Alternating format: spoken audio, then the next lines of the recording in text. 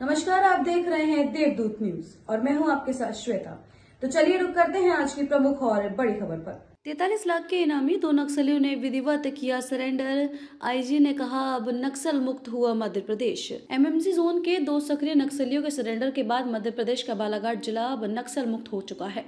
कल सीआरपीएफ के कोरका कैंप में सरेंडर किए नक्सलियों ने डीसीएम रैंक के दीपक पर 29 लाख और एसीएम रैंक के रोहित पर तीनों राज्यों में 14 लाख रुपए का इनाम घोषित किया था। बालाघाट पुलिस कंट्रोल रूम में आयोजित प्रेस कॉन्फ्रेंस में IG Sanjay Kumar, CRPF IG Neetu Bhattacharya, collector Mrinal Meena और एसपी आदित्य मिश्रा मौजूद रहे। आईजी संजय कुमार ने बताया कि नक्सली दीपक बालाघाट जिले के पालागोंदी का रहने वाला था, जबकि रोहित छत्तीसगढ़ का निवासी था। सरेंडर के समय दीपक ने कार्बाइन गन और कारतूस भी समर्पित किया। कलेक्टर मृणाल मीणा ने बताया कि बालाघाट जिले के नक्सल गतिविधियों के कारण लगभग 100 गांवों के आदिवासी ग्रामीणों तक सरकारी योजनाओं और अन्य मूलभूत सुविधाएं पहुंचाने में दिक्कत आ रही है। क्योंकि अब जिला नक्सल मुक्त हो चुका है, ऐसे में उपरोक्त प्रभावित गांवों में विकास की धारा बहेगी। बालाघाट से मानिक वाकड़े की रिपोर्ट है। जो उसके सारे प्रावधान हैं, उन प्रावधानों का पालन किया जाएगा। उसमें प्रोसीजर होता है, तो प्रोसीजर का पालन करते हुए इनको सभी तरह के बेनिफिट दिए जाएंगे।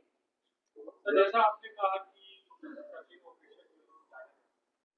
नहीं, इसमें वेपन मिल रहे हैं, उनका एमुनिशन मिल रहा है, वॉकी टॉकी मिल रहे हैं, लिटरेचर मिल रहा है, बहुत सारी चीजें और भी खाने पीने की सामान वगैरह मिल रहा है।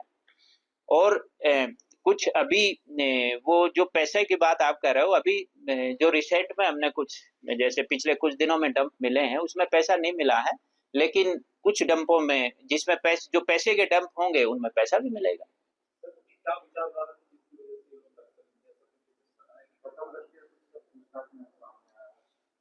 पहले भी बहुत बार डिस्कशन हुआ है कि लोग क्यों नक्सल को ज्वाइन करते हैं। उसके बहुत सारे कारण होते हैं, लेकिन जो आइडियोलॉजी का कारण होता है वो बहुत ही कम लोगों का होता है।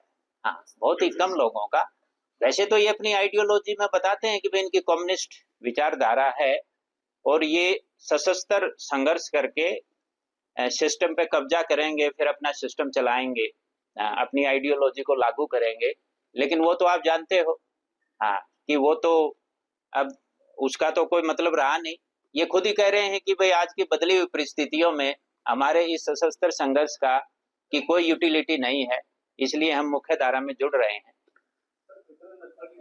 जी, ये लगातार एक डायनेमिक प्रोसीजर है। सभी सेंट्रल एजेंसीज जो रहती हैं, बिकॉज प्लेटफॉर्म पे रहते हैं, तो उनके अधिकारी आके पूछते हैं। बालाघाट की टीम्स जो हैं वो भी पहले महाराष्ट्र में जब सरेंडर हुआ था उनसे जाकर लगातार हमारे एडिशनल एसपी नक्सल ऑपरेशंस ने पूछताछ की थी, और आज भी जो हमारी टीम है रामधीर और अन्य जो 11 लोगों ने सरेंडर किया है उनसे पूछताछ करके ही लौटी है, और उनकी टीम्स भी यहाँ पर आती है, तो वैसे वर्षा ही चलता रहता है।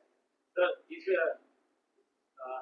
इडियोलॉजी के बेस पर नक्सलवाद का संघर्ष अब तक चलता रहा। जमीन, जंगल और सामाजिक असमानता, आर्थिक असमानता, ये नारे आज भी आदिवासियों के बीच या उस क्षेत्र में जहाँ पर बना रहा था अभी भी बरकरार है। ऐसे में कम्युनिटी सपोर्ट इन विचारधाराओं को लेकर कितना चैलेंजिंग आपको लगता है? नहीं, मुझे लगता है कि ये तो बिल्कुल स्पष्ट है कि कम्युनिटी का और समाज का कोई सपोर्ट नहीं है, और कम्युनिटी स्पष्ट रूप से ये एक्सेप्ट भी करती है और समझती भी है कि नक्सलवाद से या नक्सली विचारधारा से आज तक ना उनके गांव का, ना उनके बच्चों का, ना उनके भविष्य का कोई भला नहीं हुआ। और इसी के चलते यहाँ पर आप देखेंगे तो नक्सलियों को न केवल खदेड़ के मध्य प्रदेश की जनता ने बाहर निकाला है, परंतु ये भी एक्सेप्ट किया है कि इन लोगों ने हमारे भले के लिए, हमारे बच्चों के भले के लिए, हमारे भविष्य के लिए कुछ नहीं किया है। और मुझे लगता है कि ये उनका भरोसा ही है प्रशासन पे, चाहे वो रेवेन्यू एडमिनिस्ट्रेशन हो, चाहे पुलिस एडमिनिस्ट्रेशन हो, बाकी हमारे सेंट्रल फोर्सेज हो, उन पे भरोसा है। और इसलिए मुझे लगता है कि हाँ, कुछ जगह अगर डेवलपमेंट की कुछ कमी है तो हम लोग निरंतर प्रयास कर रहे हैं। विकास एक निरंतर प्रक्रिया होती है, हम लोग लगातार लगे हुए हैं, और बेस्ट ऑफ आवर एबिलिटीज तक हम लोग कोशिश करेंगे कि सब चीजों पर, जैसे सर ने बताया था, कि हम सैचुरेट करने का प्रयास करेंगे और लगातार इसमें लगे हुए। फोकस रहेगा एडमिनिस्ट्रेशन का। इसमें हम लोग ऑलरेडी जब से इसमें मैंने काम करना शुरू किया, हमारी पूरी टीम ने, हमने एक प्लान फोकस करके बनाया जिसमें रोजगार और जो एक पट्टों की समस्या हम इन फॉरेस्ट विलेजेस में देखते हैं, एफआरए के जो पट्टे हैं उन पे फोकस करके, और साथ में जो गुड गवर्नेंस के सारे इनपुट है, भले ही जैसे म्यूटेशन हो या फिर किसी भी हितग्राही मूलक योजना का लाभ इन आदिवासी अंचल के लोगों तक पहुंचाना हो, वो फोकस पे रहेगा। काफ़ी हद तक हम लोगों ने कैंप्स के माध्यम से ये काम किया है। आगे यही फोकस रहेगा कि क्योंकि अब एक बहुत बड़ा जो हिंड्रेंस था डेवलपमेंट वर्क्स में वो क्लियर हो चुका है, तो जितने भी बेनिफिशरी ओरिएंटेड स्कीम्स हैं, हितग्राही मूलक योजना है और साथ में जितने भी इंफ्रास्ट्रक्चर के हमारे प्रोजेक्ट्स हैं, उनको हम फोकस में लेके और गति प्रदान करके कंप्लीट कराने पे फोकस करेंगे। और इसके साथ में ही 100 सबसे अति प्रभावित जो हमारे क्षेत्र थे, गांव थे, उनके लिए हम लोगों ने सबके साथ मिलके एक योजना भी बनाई है। यहाँ के सरपंच, सचिव और जितने भी लोकल प्रतिनिधि हैं, उन सबके साथ में मिलकर प्रशासन के द्वारा एक योजना बनाई गई है और प्रयास रहेगा कि उनमें से काम सैंक्शन करा के जो अंतिम छोर है वहां तक हम इंफ्रास्ट्रक्चर और बेनिफिशियरी ओरिएंटेड स्कीम्स का लाभ पहुंचाएं। आखिरी जो नक्सली हम कहेंगे कि उन्होंने दीपक जिसने सरेंडर किया है, तो क्या जिला मुक्त हो गया? जो बात चल रही है कि सच में नक्सली खत्म हो गया, सच में? नहीं, बिल्कुल अपना एरिया जो है मध्य प्रदेश का एरिया है, वो नक्सलवाद से मुक्त हो गया है। अभी कोई भी नक्सलाइट अपने एरिया में नहीं बचा है मध्य कितना प्रदेश। चैलेंजिंग था सर ये काम? नहीं, बहुत नेचुरली जो माओवाद है, जिस तरह से वो उनका गुरिल्ला वारफेयर टैक्टिक्स है, जिस तरह से घात लगा कर वो हमला करते हैं, तो नेचुरली ये बड़ा चैलेंजिंग था। लेकिन सभी सिक्योरिटी फोर्सेज ने एक स्ट्रेटजी बना के और इसका डट के मुकाबला किया और आज उस समस्या को समाप्त करना। कौन-कौन सी टीम इसमें काम कर रही है सर? सीआरपी? इसमें अपने जैसे होप है और सीआरपीएफ की कोबरा है, बाकी सीआरपीएफ की 3 बटालियन है, जिला बल है, सभी ने मिलजुल के काम किया है। सर, दीपक ने सरेंडर किया है, लगातार प्रयास किए जा रहे थे कि दीपक सरेंडर कर ले, आखिरकार उसने लास्ट में सरेंडर किया। सर, क्या लगा है? वो यही है कि जो सिक्योरिटी फोर्सेज का दबाव था, जैसे तीनों दलों ने सरेंडर किया है, वो आप जानते हो कि पिछले 42 डेज में 42 नक्सलाइट ने सरेंडर किया। तो जिस तरह से हमारे अभियान चल रहे थे, सुरक्षा बलों का जितना प्रेशर था, जितने एक्सचेंज ऑफ फायर हुए थे, आप देखोगे एक पैटर्न बना। एक्सचेंज ऑफ फायर हुआ, नक्सली सामान वामान छोड़ के भगे, कुछ नक्सलियों को गोली लगी और फिर उसके 2-3 दिन के बाद ही सरेंडर कर दिया गया। दीपक ने क्या-क्या सामान लेकर सरेंडर किया? नहीं, उनके पास कार्बाइन है, कार्बाइन वेपन है, राउंड है और भी बहुत सारी चीजें हैं।